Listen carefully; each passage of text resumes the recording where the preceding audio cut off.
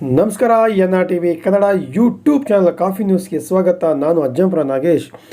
ಕರ್ನಾಟಕ ಕಾರ್ಯನಿರತ ಪತ್ರಕರ್ತರ ಸಂಘ ತರೀಕೆರೆ ತಾಲೂಕಿನ ಶಾಖೆಯಾದಂತಹ ಇದರ ವತಿಯಿಂದ ಅದ್ಧೂರಿಯಾದ ಪತ್ರಿಕಾ ದಿನಾಚರಣೆಯನ್ನು ಇತ್ತೀಚಿನ ದಿನಗಳಲ್ಲಿ ಅರಮನೆ ಒಂದು ಆವರಣದಲ್ಲಿ ಹಮ್ಮಿಕೊಳ್ಳಲಾಗಿದೆ. ಈ ಒಂದು ಕಾರ್ಯಕ್ರಮವನ್ನು ತಾಲೂಕು ಪತ್ರಕರ್ತರ ಒಂದು ದಿನಾಚರಣೆಯನ್ನು ಜನಪ್ರಿಯ ಶಾಸಕರಾದ GH ಶ್ರೀನಿವಾಸ್ ಅವರು, ಹಾಗೆ ವರ್ಗಾವಣೆಗೊಂಡ ಅಸಿಸ್ಟೆಂಟ್ ಕಮಿಷನರ್ ಅಂತ ಕಾಂತರಾಜ್ ಅವರು, ಹಾಗೆ ವೈದ್ಯಾಧಿಕಾರಿಗಳಂಥ ದೇವರಾಜ್ ಅವರು ಇತರರ ಸಮ್ಮುಖದಲ್ಲಿ ಕಾರ್ಯಕ್ರಮ ಉದ್ಘಾಟನೆ ಮಾಡೋದು. ಈ ಒಂದು ಕಾರ್ಯಕ್ರಮ ನೋಡ್ತಾ ಇದ್ದೇವೆ.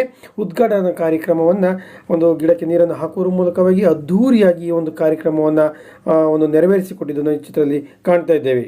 ಇದೇ ಸಂದರ್ಭದಲ್ಲಿ ನಾಲ್ವಡಿ ಕೃಷ್ಣರಾಜ ಒಡೆಯರ್ ಹಾಗೂ DV ಗುಂಡಪ್ಪನವರ ಒಂದು ಭಾವಚಿತ್ರಕ್ಕೆ ಪುಷ್ಪ ನಮನವನ್ನು ಸಲ್ಲಿಸಲಾಯಿತು. ನಂತರ ಶಾಸಕರು ಮಾತನಾಡಿದ್ದಾರೆ. ಎಲ್ಲ ಕಡೆ ಒಂದು ತಿಂಗಳಲ್ಲಿ ಪತ್ರಿಕಾ ದಿನಾಚರಣೆಯನ್ನ ಪ್ರತಿ ವರ್ಷ ಆಚರಿಸ್ಕೊಂಡು ಬರ್ತಾ ಇದ್ದೇವೆ. ಪತ್ರಿಕೆಯಲ್ಲಿ ಆದಂತ ನಮ್ಮ ಸಂವಿಧಾನದಲ್ಲಿ ಅವರಿಗೆ ಬರೀಬೇಕಂತ ಒಂದು ಹಕ್ಕು ಮತ್ತು ಶಕ್ತಿಯನ್ನ ನಮ್ಮ ಸಂವಿಧಾನದಲ್ಲಿ ಕೂಡ ಅವರಿಗೆ ಕೊಟ್ಟಿದೆ. ಸೊ ಇದು ಮಾಡ್ಕೊಳ್ತಾ ಬರ್ತಾ ಇರೋದ್ರಿಂದ ಒಂದು ಸಮಾಜದ ಸೇವೆ ಅಂತ ಕೂಡ ಹೇಳ್ಬೋದು. DV ಗುಂಡಪ್ಪನವರು ಯಾಕೆ ನೆನೆಸ್ಕೊಳ್ತಾರೆ ದಿನಾಚರಣೆಗೆ? DV ಗುಂಡಪ್ಪನವರು ಮಂತ್ರಿಗಳು, ಮುಖ್ಯಮಂತ್ರಿಗಳು ಅವರ ಸಲಹೆಯನ್ನ ಕೇಳ್ತಾ ಇದ್ರು. ಸ್ನೇಹಿತರಾಗಿದ್ರು. ತಪ್ಪಾದ್ರೆ ಒಂದೇ ಯಾವ ಸ್ನೇಹಿತರು ಇಲ್ಲ, ಎತ್ತದಿಲ್ಲ. ನೆಕ್ಸ್ಟ್ ಡೇ ಬಂತು ಅಂದರೆ ಎಷ್ಟೋ ಕಷ್ಟಗಳು ಇರ್ತವೆ. ಪೇಪರ್ ಅಲ್ಲಿ ಬಂದಾಗ ನೋಡಿದಾಗ ಜನರು ಎಷ್ಟೋ ಲಕ್ಷಾಂತರ ಜನ ಕೋಟ್ಯಾಂತರ ಸಹಾಯ ಮಾಡಿಸ್ಬೇಕಂತದ್ದು ನಾವೆಲ್ಲ ನೋಡಿದ್ದೀವಿ. ಪ್ರಚಾರ ಬೇಕು. ಅದು ಪ್ರಚಾರ ಏನಿದ್ರೆ ಅವನಿಗೆ ಗೊತ್ತಾಗಲಿಲ್ಲ. ಅಮೃತಾಪದ ತನಿಖೆ ಕ್ಷೇತ್ರದಲ್ಲಿದೆ. ಯಾವುದೋ ಒಂದು TV ಬಂದಾಗಿಂದ ಅದು ಕಂಟಿನ್ಯೂಸ್ ನಡೀತಾನೆ ಇದೆ. ಅಲ್ಲಿಯ ಸರಸ್ವತಿ ದೇವಿ ಬಗ್ಗೆ ಒಂದು ಎಚ್ಚರ ನೋಡ್ಬೇಕು. ಹಾಗೆ ಪ್ರೇಕ್ಷಣೀಯ ಸ್ಥಳಗಳಿರ್ಬೋದು, ಭಕ್ತಾರನೇ ಪತ್ರಿಕೆಗಳಿಂದ ಮಂಡಳಿಯಿಂದ ಹಣವನ್ನ ರಿಪೇರಿಗೆ ಕೊಟ್ಟರೆ ಸ್ವಲ್ಪ ಹಣವನ್ನು ಕೊಟ್ಟು ನೀವು ಕೂಡಿಸ್ಕೋಬೇಕು ಅಂತ ಮಾತುಗಳನ್ನು ಹೇಳ್ತಾ, ಇದೇ ಸಂದರ್ಭದಲ್ಲಿ ಇಬ್ಬರು ಮಹಾನ್ ವ್ಯಕ್ತಿಗಳನ್ನು ಸನ್ಮಾನಿಸಲಾಯಿತು. ಅಂದರೆ ಡಾಕ್ಟರ್ ದೇವರಾಜ್ ಅವರು ಹೆಚ್ಚು ಮನ್ನಣೆ ಪಡೆದಂಥವರು, ಸಾರ್ವಜನಿಕ ಕ್ಷೇತ್ರದಲ್ಲಿ ಹೆಚ್ಚು ಮನ್ನಣೆ ಅಭಿಮಾನಿಗಳನ್ನು ಹೊಂದಿದ್ದಾರೆ. ಅದೇ ರೀತಿಯಾಗಿ ಸಾರ್ವಜನಿಕ ಕ್ಷೇತ್ರದಲ್ಲಿ ಕಂದಾಯ ಇಲಾಖೆಯಲ್ಲಿ ಅಸಿಸ್ಟೆಂಟ್ ಕಮಿಷನರ್ ಅಂತ ಕಾಂತರಾಜ್ ಅವರು ಸಾರ್ವಜನಿಕವಾಗಿ ಹೆಚ್ಚು ಕೆಲಸ ಮಾಡುವ ನಿಟ್ಟಿನಲ್ಲಿ ಹೆಚ್ಚು ಮನ್ನಣೆ ಪಡೆದಂಥ ಈ ಇಬ್ಬರು ಮಹಾನ್ ವ್ಯಕ್ತಿಗಳನ್ನು ಹೃದಯಸ್ಪರ್ಶಿಯಾಗಿ ಶಾಸಕರು ಹಾಗೂ ಕಾರ್ಯನಿರತ ಪತ್ರಕರ್ತರ ಸಂಘದ ಅಧ್ಯಕ್ಷರಾದ ಸುರೇಶ್ ಚಂದ್ರ ಅವರು ಹಾಗೂ ಅವರ ಬಳಗದವರು ಸೇರಿ ಹೃದಯಸ್ಪರ್ಶಿಯಾಗಿ ಸನ್ಮಾನ ಮಾಡಲಾಯಿತು. ಪತ್ರಕರ್ತರಿರ್ಬೋದು ಮತ್ತೆ ಎಲ್ಲರೂ ಕೂಡ ನಾನು ಶುಭಾಶಯಗಳನ್ನು ಕೊಡ್ತಾ, ಈ ಕಾರ್ಯಕ್ರಮ ಉದ್ಘಾಟನೆ ಆದ ನಂತರದಲ್ಲಿ ಪುಷ್ಪಾರ್ಚನೆ ಮಾಡೋದ್ರ ಮುಖಾಂತರ ಈ ಒಂದು ಕಾರ್ಯಕ್ರಮ ಉದ್ಘಾಟನೆ ಮಾಡಿದೆ. ನಾನು ತರೀಕೆರೆಯನ್ನ ಏನಾದ್ರು ವಿಶೇಷವಾಗಿ ನನ್ನ 2 ವರ್ಷ ಕಾರ್ಯವಧಿಯಲ್ಲಿ ಅವಲೋಕನ ಮಾಡದೆ ಆದರೆ ಅದರ ಒಂದು ಸಾಂಸ್ಕೃತಿಕವಾಗಿರ್ಬೋದು ಅಥವಾ ಐತಿಹಾಸಿಕವಾಗಿರ್ಬೋದು ಮತ್ತೆ ಬೇರೆ ಬೇರೆ ಹಿನ್ನೆಲೆಯಿಂದ ನಾವೇನಾದ್ರೂ ಅವಲೋಕನ ಮಾಡದೆ ಅಂದ್ರೆ ಒಂದು ವಿಶೇಷತೆ ಇರ್ತಕ್ಕಂಥ ಒಂದು ಸ್ಥಳ. ಭೌಗೋಳಿಕವಾಗಿ ನಮಗೆಲ್ಲ ಗೊತ್ತಿದೆ, ಮಲೆನಾಡು ಇದೆ, ಅರೆಮಲೆನಾಡು ಇದೆ, ಬಯಲುಸೀಮೆ, ಸ್ವಲ್ಪ ನಮ್ಮ ಅಜ್ಜಾಪುರ ಸೈಡ್ ಬಯಲುಸೀಮೆ ಇದೆ. ಅದೇ ಸಾಂಸ್ಕೃತಿಕವಾಗಿ ಅನೇಕ ಈಗ ನಮ್ದೇನಿದೆ, ನಮ್ಮ ಫಾಲ್ಸ್ ಇರ್ಬೋದು ಅಥವಾ ಒಂದು ಫಾರೆಸ್ಟ್ ಇರ್ಬೋದು, ಟೆಂಪಲ್ಸ್ ಇರ್ಬೋದು, ಈಗ ಅನೇಕ ಈಗ ಭೌಗೋಳಿಕವಾಗಿ ವಿಭಿನ್ನತೆ ನಮ್ಮ ತರೀಕೆರೆಯಲ್ಲಿ ಇದೆ. ಅದೇ ರೀತಿ ನಮ್ಮ ಇಲ್ಲಿನ ಜನಗಳನ್ನು ಕೂಡ ನಾವೇನಾದ್ರೂ ಅವಲೋಕನ ಮಾಡದಿದ್ರೆ ಅಲ್ಲೂ ಕೂಡ ವಿಭಿನ್ನತೆಯಲ್ಲಿ ಏಕತೆ ಕಂಡು ಬರ್ತದೆ. ಇದನ್ನು ನಿಜವೂ ಕೂಡ ನನಗೆ ಸಂತೋಷ ಆಗುತ್ತೆ. ನಾನು ಸುಮಾರು 9 ವರ್ಷಗಳ ಹಿಂದೆ ನಾನು ಅಸಿಸ್ಟೆಂಟ್ ಕಮಿಷನರ್ ಸೆಲೆಕ್ಷನ್ ಆಗಿದೆ. ಆದರೆ ನಾನು AC ಆಗಿ ಜಾಯ್ನ್ ಆಗಲಿಲ್ಲ. AC ಆಗಿ ಜಾಯ್ನ್ ಆಗೋದಕ್ಕೆ ನನಗೆ ತರೀಕೆರೆ ವಿಭಾಗ ಸಿಕ್ಕಿದ್ದು ನಿಜವೂ ಕೂಡ ಬಹಳಷ್ಟು ಹೆಮ್ಮೆ ಇದೆ. ಇಷ್ಟು ಜನರ ಪ್ರೀತಿ, ಭೌಗೋಳಿಕತೆ ಇರ್ಬೋದು, ಮತ್ತೆ ಇಂಥ ಸಾಂಸ್ಕೃತಿಕ ಮತ್ತು ಸಾಹಿತ್ಯಿಕವಾಗಿರ್ಬೋದು ಮತ್ತೆ ಐತಿಹಾಸಿಕವಾಗಿ ಹಿನ್ನೆಲೆ ಇರತಕ್ಕಂಥ ಇಂಥ ಒಂದು ಸ್ಥಳದಲ್ಲಿ ಕರ್ತವ್ಯ ನಿರ್ವಹಿಸಿದ್ದು ನನಗೆ ನಿಜವೂ ಕೂಡ ಹೆಮ್ಮೆ ಇದೆ ಅಂತ ಹೇಳ್ತಾ, ಇವತ್ತಿನ ಒಂದು ಕಾರ್ಯಕ್ರಮ ನಾನು ಗಮನಿಸ್ತಾ ಇದ್ದೆ. ಗಮನಿಸಿದ್ದೇನಪ್ಪ ಅಂತಂದ್ರೆ ಬಹಳಷ್ಟು ಮಂಜೇಶ್ ಸರ್ ನಮ್ಮ ಕನ್ನಡ ಸಾಹಿತ್ಯ ಸಮ್ಮೇಳನ ನಡೆದಂತ ಸಂದರ್ಭದಲ್ಲಿ ಅವರ ಬರಹಗಳು ಅನೇಕ ಪುಸ್ತಕಗಳಲ್ಲಿ ಅವರ ಕೈ ಬರವಣಿಗೆಯಿಂದ ಬರೆದಂತ ಒಬ್ಬ ವ್ಯಕ್ತಿ. ಅವರು ನಿಜವೂ ಕೂಡ ಅವತ್ತು ವಿಪರ್ಯಾಸ ಅಂತ ಹೇಳ್ಬೋದು. ಅವರ ಏನು ಸಮಾಜದಲ್ಲಿ ಆಗಿರ್ತಕ್ಕಂಥ ಸಮಸ್ಯೆಗಳ ಬಗ್ಗೆ ಮಾತಾಡಿದ್ರು. ಇವತ್ತು ನಾವೆಲ್ಲರೂ ಹೇಳ್ತೀವಿ, ಪತ್ರಿಕೋದ್ಯಮ ಅನ್ನೋದು ನಮ್ಮ ಸಂವಿಧಾನದ 4ನೆಯ ಅಂಗ ಅಂತ ನಾವೆಲ್ಲ ಕೂಡ ಹೇಳ್ತೀವಿ. ಹೌದು, ಇವತ್ತು ಜುಡಿಷಿಯರಿನಲ್ಲಿ ಏನಾದರೂ ಒಂದು ಒಳ್ಳೆ ಡಿಸಿಷನ್ ಕೊಟ್ಟರೆ ಅದೆಲ್ಲ ಪತ್ರಿಕೆ ಮುಖಾಂತರ ಜನಗಳು ತಲುಪಿಸಿರ್ಬೋದು. ಶಾಸಕಾಂಗ ಏನಾದರೂ ಶಾಸನಗಳನ್ನ ರಚನೆ ಮಾಡಿದ್ರೆ ಅದನ್ನು ರೈತರಿಗೆ ತಲುಪಿಸಿರ್ಬೋದು. ಅಥವಾ ಕಾರ್ಯಾಂಗ ಏನಾದರೂ ಯೋಜನೆಗಳನ್ನ ತಲುಪಿಸಿದ್ರೆ ಅದನ್ನ ಜನಸಾಮಾನ್ಯರಿಗೆ ತಲುಪಿಸಿರ್ಬೋದು. ಈ ರೀತಿ ಅನೇಕ ಕರ್ತವ್ಯಗಳನ್ನ ಎಲ್ಲ ಅಂಗಗಳಲ್ಲೂ ಕೂಡ ಅದೇನು ಸಪರೇಟ್ ಮಾಡೋಕ್ಕಾಗಲ್ಲ. ನ್ಯಾಯಗಳನ್ನು ಕೂಡ ಸಪರೇಟ್ ಮಾಡ್ಬೋದು, ಕಾರ್ಯಾಂಗಗಳನ್ನು ಇನ್ನೊಂದು ಲಾಸ್ಟ್ ಹೇಳ್ಬೇಕು ಅಂತಂದ್ರೆ ಅನೇಕ ಸಂಘಟನೆಗಳು ಅನೇಕ ಏನು ನಮ್ಮ ನೋಡೋದು ನಿಜವಾಗ್ಲೂ ಕೂಡ ತುಂಬಾ ಕಷ್ಟ. ನಾವು ಅನ್ಕೊಳ್ತೀವಿ ಅವರು ಆರಾಮಾಗಿರ್ತಾರೆ, ಅವ್ರು ಏನು ಕಂಪಲ್ಸರಿ ಹೇಳಿಲ್ಲ ಅಂತ. ನಾವು ಕೆಲವು ಪತ್ರಕರ್ತರಿಂದ ಬಹಳಷ್ಟು ಚರ್ಚೆಯನ್ನು ಮಾಡಿದ್ರೆ ನಿಜವಾಗ್ಲೂ ಕೂಡ ತುಂಬಾ ಕಷ್ಟ ಇರುತ್ತೆ. ಅವ್ರಿಗೆ ಯಾವಾಗಲೂ ರಿವ್ಯೂ ಮಾಡ್ತಾರೆ, ಸುದ್ದಿ ಕಳಿಸ್ಬೇಕು, ಸುದ್ದಿಗಳು ನೈಜತೆ ಇರಬೇಕು. ಮಿಸ್ ಆಗಿ ಏನಾದ್ರು ತಪ್ಪು ಆಯಿತು ಅಂತ ಮತ್ತೆ ಸಮಸ್ಯೆ, ಏನಾದ್ರು ತಪ್ಪು ಯಾವ್ದಾದ್ರು ತಪ್ಪು ಏನಾದ್ರು ಆರೋಪ ಮಾಡಬೇಕು. ಇದ್ದಾಗ ಅವರು ಸರಿಯಾದ ರೀತಿ ಕುಟುಂಬಗಳಿಗೆ ಹೆಚ್ಚು ಸಮಯವನ್ನ ಕೊಡೋದಕ್ಕಾಗಲ್ಲ. ಸಮಾಜಮುಖಿ ಕೆಲಸಗಳಿಗೆ ಸಮಾಜದ ನೈಜತೆ ಬಹಳಷ್ಟು ಅಂದ್ರೆ ನಾವು ಸುಖವನ್ನು ತ್ಯಜಿಸಬೇಕು. ಕೆಲಸಕ್ಕೆ ವಿದ್ಯಾರ್ಥಿಗಳಿಗೆ ಒಲಿಬೇಕು, ಯಶಸ್ಸನ್ನ ಗಳಿಸಬೇಕು ಅಂತ ಅಂದ್ರೆ ನಾವೆಲ್ಲರೂ ಕೂಡ ಸುಖವನ್ನು ತ್ಯಜಿಸಬೇಕು ಅಂತ ಹೇಳ್ತಾರೆ. ಒಂದು ಕಂಟ್ರೋಲ್ ಮೈಂಡ್ ಅಚೀವಿಟಿ ವರ್ಲ್ಡ್ ಅಂತ ಹೇಳ್ತಾರೆ. ನಮಗೆ ಬಹಳಷ್ಟು ಕ್ಲಿಷ್ಟಕರವಾದ ಸಂಗತಿ ಏನಪ್ಪಾ ಅಂದ್ರೆ ನಮ್ಮ ಮನಸ್ಸಿನ ನಿಗ್ರಹ. ವಿದ್ಯಾರ್ಥಿ ಜೀವನದಲ್ಲಿ ಯಾರು ತನ್ನ ಮನಸ್ಸನ್ನು ನಿಗ್ರಹಿಸಿ ಒಂದು ಗುರಿಯಂತ ಓದಿನಂತ ಕೇಂದ್ರೀಕೃತ ಜಗತ್ತಲ್ಲಿ ಏನ್ ಬೇಕಾದ್ರೂ ಸಾಧನೆ ಮಾಡಬಹುದು ಅಂತ ಹೇಳ್ತಾರೆ. ಯೋಚನೆ ಮಾಡಿ ನೋಡಿ, ಅಬ್ದುಲ್ ಕಲಾಂ ಅವರು ಕೂಡ ಒಂದು ಮಾತಾಡ್ತಾರೆ, we cannot change our future overnight, but we can definitely change our habits. Those habits will definitely change our future ಅಂತ ಹೇಳ್ತಾರೆ. ನಾವು ನಮ್ಮ ಫ್ಯೂಚರ್ ನ ಚೇಂಜ್ ಮಾಡ್ಕೋಬೇಕು ಅಂತಂದ್ರೆ ನಮ್ಮ ದಿನಚರಿಗಳನ್ನ, ನಮ್ಮ ಹ್ಯಾಬಿಟ್ಸ್ ಅನ್ನ ಚೇಂಜ್ ಮಾಡ್ಕೋಬೇಕು. ಹ್ಯಾಬಿಟ್ಸ್ ಅನ್ನ ಚೇಂಜ್ ಮಾಡಿದ್ರೆ ಅಷ್ಟೇ ನಮ್ಮ ಗುರಿ ಮುಟ್ಟಕ್ಕೆ ಸಾಧ್ಯ, ಮತ್ತೆ ನಮ್ಮ ಫ್ಯೂಚರ್ ನ ಚೇಂಜ್ ಮಾಡ್ಕೊಳ್ಳೋಕೆ ಸಾಧ್ಯ ಅಂತ ಈ ಸಂದರ್ಭದಲ್ಲಿ ಹೇಳ್ತಾ, ಎಲ್ಲರೂ ಕೂಡ ಇವತ್ತು ಪತ್ರಿಕೋದ್ಯಮ ವಿದ್ಯಾರ್ಥಿ ದಶೆಯಲ್ಲಿ ಏನಾದ್ರೂ ನಾವು ನೋಡೋದೇ ಆದ್ರೆ ಇವತ್ತು ನಡ್ತಕ್ಕಂಥ ಪ್ರಚಲಿತ ಘಟನೆಗಳಿರ್ಬೋದು, ಸರ್ಕಾರದ ಯೋಜನೆಗಳಿರ್ಬೋದು, ಇಂಟರ್ನ್ಯಾಷನಲ್ ರಿಲೇಷನ್ಸ್ ಇರ್ಬೋದು, ಯಾವುದಾದ್ರು ವಿಚಾರವನ್ನ ವಿಶ್ಲೇಷಣೆ ಮಾಡೋದಿರ್ಬೋದು, ಅನೇಕ ಏನು ಪ್ರಚಲಿತ ಘಟನೆಗಳನ್ನ ವಿದ್ಯಾರ್ಥಿಗಳಿಗೆ ಮುಟ್ಟಿಸೋದಕ್ಕೆ ಮತ್ತೆ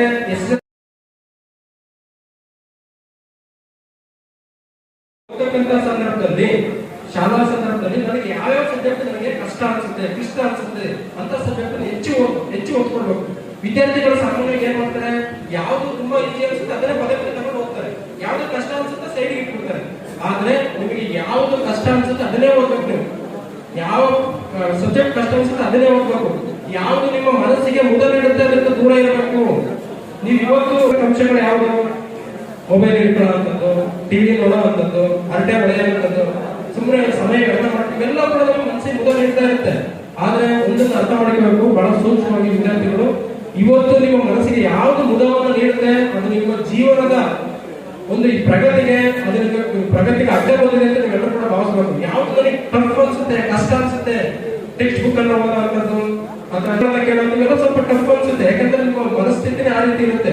ಇವೆಲ್ಲ ನಿಮ್ಗೆ ಇವತ್ತು ಟಫ್ ಅನ್ಸುತ್ತೆ, ಆದ್ರೆ ಅದು ನನ್ನ ಜೀವನಕ್ಕೆ ದಾರಿ ಅಂತ ನೀವು ಪರಿಗಣಿಸಿದೆ ಆದಲ್ಲಿ ಮುಂದಿನ ಜೀವನದಲ್ಲಿ ನೀವೆಲ್ಲರೂ ಕೂಡ ಯಶಸ್ಸನ್ನು ಗಳಿಸಬಹುದು ಅಂತ ಈ ಸಂದರ್ಭದಿಂದ ಎಲ್ಲರೂ ಕೂಡ ಪಠ್ಯ ಪುಸ್ತಕಗಳನ್ನ ಚೆನ್ನಾಗಿ ಓದಬೇಕು. ಇವತ್ತು ಯಾವುದೇ ಸ್ಪರ್ಧಾತ್ಮಕ ಪರೀಕ್ಷೆಗಳು, IAS ಎಕ್ಸಾಮ್ ಇರ್ಬೋದು, KAS ಎಕ್ಸಾಮ್ ಇರ್ಬೋದು, PDO ಇರ್ಬೋದು, FDA, STA, sub inspector exam ಇರ್ಬೋದು, ಎನಿ ಎಕ್ಸಾಮ್ ಇಂಟೆ ಅಲ್ಲಿ 70% ಪ್ರಶ್ನೆಗಳು 70% ಪ್ರಶ್ನೆಗಳು 6ರಿಂದ 10ನೇ ತರಗತಿಗಳು ಇರತಕ್ಕಂಥ ಪಠ್ಯಕ್ರಮದಿಂದ ಆಧರಿಸಿನೇ ಬರ್ತಕ್ಕಂಥ. ನೀವು ಬೇಕಾದ್ರೆ ಪರೀಕ್ಷೆ ಮಾಡಿ ನೋಡ್ರಿ, ಸುಮ್ಮನೆ 6ರಿಂದ 10ನೇ ತರಗತಿ ಏನು ಪಠ್ಯಕ್ರಮವನ್ನು ನಾವು ಅಧ್ಯಯನ ಮಾಡಿರ್ತೀವಿ, history, economics, geography, political science, science and technology, environment, mental ability, ಪ್ರಚಲಿತ ವಾಟೆವರ್ ಮೇಲೆ ನೀವು ಸುಮ್ಮನೆ ನೀವು ಒಂದು ಇದಕ್ಕೋಸ್ಕರ ಚೆಕ್ ಮಾಡೋಕ್ಕೋಸ್ಕರ ಒಂದ್ಸಲ ಸರ್ ಯಾವುದೋ ಹಳೆ ಪ್ರಶ್ನೆ ಪತ್ರಿಕೆಗಳನ್ನು ತೆಗೆದುಕೊಂಡು ಇತ್ತೀಚೆಗೆ ನಡೆದ ಕಂಟೆಂಪರರಿ ಪ್ರಶ್ನೆ ಪತ್ರಿಕೆಗಳನ್ನು ತೆಗೆದುಕೊಂಡು ತಾಳೆ ಮಾಡಿ ನೋಡಿ. ಎಲ್ಲಾ ಪ್ರಶ್ನೆ more than 70% of the questions will appear from the text note 6 to 10th standard. ನಿಜವಾಗ್ಲೂ ಕೂಡ ನೀವು ಚೆಕ್ ಮಾಡಿ ಸುಳ್ಳು ಹೇಳ್ತೀನಿ. ಆ ನಿಟ್ಟಿನಲ್ಲಿ ನಾವು ತಮಗೆ ಹೇಳೋದಿಲ್ಲ ಅಂತಂದ್ರೆ, ನಾನು ಕೂಡ ನನ್ನ ವಿದ್ಯಾರ್ಥಿ ದಶೆಯಲ್ಲಿ ನಾನು ಕಾಂಪಿಟೇಟಿವ್ ಎಕ್ಸಾಮ್ ಓದೋದಕ್ಕಿಂತ ಮುಂಚೆ 6ರಿಂದ 10ನೇ ತರಗತಿ NCERT ಬುಕ್ಸ್ ಅನ್ನ ಕಲೆಕ್ಟ್ ಮಾಡಿದೆ. ಫಸ್ಟ್ NCERT ಬುಕ್ಸ್ ಅನ್ನ ಪದೇ ಪದೇ ಓದಿ ನೋಟ್ ಮಾಡ್ಕೊಂಡು ಅದು ನಿಮ್ಗೊಂದು ಫೌಂಡೇಶನ್ ಆಗುತ್ತೆ. ಒಂದು ಒಳ್ಳೆ ಮನೆ ಕಟ್ಟಬೇಕಂದ್ರೆ ಯಾವ ರೀತಿ ಫೌಂಡೇಶನ್ ಕಟ್ಟಿರ್ಬೇಕು ಅದೇ ರೀತಿ ಪಠ್ಯ ಪುಸ್ತಕಗಳನ್ನ 6ರಿಂದ 10ನೇ ತರಗತಿ ಪಠ್ಯ ಪುಸ್ತಕಗಳನ್ನು ಓದೋದ್ರಿಂದ ನಿಮಗೆ ಫೌಂಡೇಶನ್ ಗಟ್ಟಿ ಆಗುತ್ತೆ. ಅದು ಅರ್ಥ ಆಯ್ತಂತಂದ್ರೆ ಯಾವುದೇ ಟೆಕ್ಸ್ಟ್ ಬುಕ್ ಗಳನ್ನ ಓದಿ, ಯಾವ್ದಾದ್ರು ಕಾಂಪಿಟೇಟಿವ್ ಎಕ್ಸಾಮ್ ಬರ್ತಕ್ಕಂಥ ಕೆಲವು ಟೆಕ್ಸ್ಟ್ ಬುಕ್ ಗಳನ್ನ ಓದಿ ತುಂಬಾ ಚೆನ್ನಾಗಿ ಅರ್ಥ ಆಗುತ್ತೆ. ಅದ್ರ ಜೊತೆಗೆ ಪ್ರಚಲಿತ ಘಟನೆಗಳು ದಿನಪತ್ರಿಕೆಗಳು ಓದ್ತಕ್ಕಂಥ ಅದು ನಾವು ಹೇಳೋದಿಲ್ಲ, ಅನುಭವ ಹಂಚ್ಕೋಬಹುದು ಅಷ್ಟೇ. ನಾನು ಮೊಟ್ಟ ಮೊದಲು ಈ ಊರಿಗೆ 20 ವರ್ಷ ಆಫೀಸಲ್ಲಿ ಕ್ಲರ್ಕ್ಗಳು ಹೇಳ್ತಾ ಇದ್ರು, ಸರ್ ತರೀಕೆರೆ ಬಹಳ ಕೆಟ್ಟವರು ಸರ್, ಪತ್ರಿಕೆಯವರು ತುಂಬಾ ಬರೀತಾರೆ ಸರ್ ಅಂತ ಹೇಳ್ತಾರೆ. ಅವ್ರಿಗೆ ಗೊತ್ತಿಲ್ಲ ನನ್ನ ತರೀಕೆರೆ ಸ್ವಂತ ನಮ್ಮ ಅಂದ್ರೆ ಯಾರು ತರಲೆ ಮಾಡಿದ್ರೆ ನಾನು 20 ವರ್ಷದಿಂದ ಕಾಣಲಿಲ್ಲಪ್ಪ.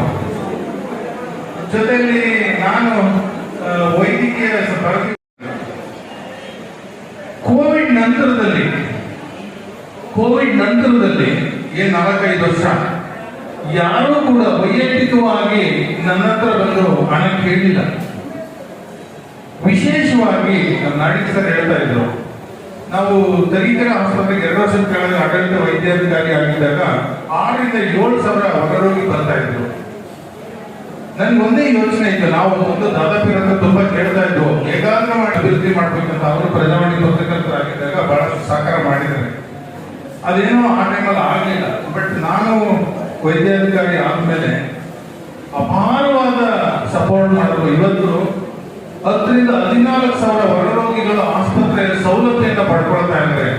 ನಾನು ವೈಯಕ್ತಿಕವಾಗಿ ಯಾವತ್ತೂ ಕೇಳಿಲ್ಲ, ಆಸ್ಪತ್ರೆಗೆ ನೇಮ್ ಬರಂಗೆ ಬರೀರಿ ಅಂತ ಕೇಳಿದೆ. ಅವರು ಪ್ರತಿಯೊಂದು ಆಸ್ಪತ್ರೆಯ ಕಾರ್ಯಕ್ರಮಗಳನ್ನ ವಾರಕ್ಕೊಂದರಂತೆ ಬರ್ತಿದ್ದಾರೆ ಸರ್. ಹಾಗಾಗಿ ಇವತ್ತು ಸರ್ಕಾರಿ ಆಸ್ಪತ್ರೆ ಬಗ್ಗೆ ಸಾರ್ವಜನಿಕರಿಗೆ ಒಂದು ಗೌರವ ಮಾಡಿದೆ, ನಂಬಿಕೆ ಬಂದಿದೆ.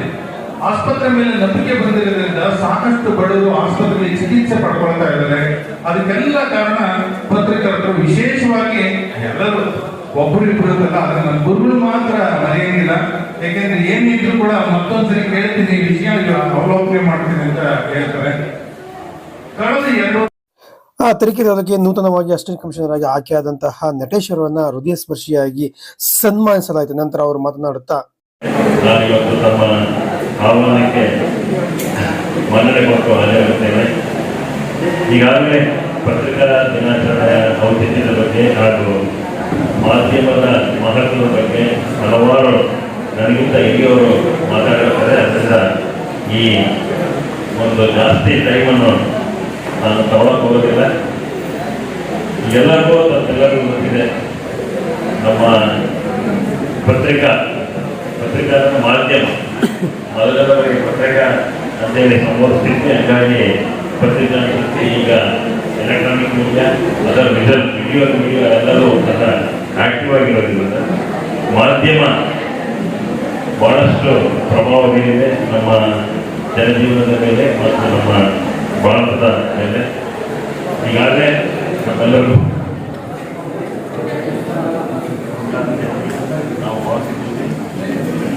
ನನ್ನನ್ನು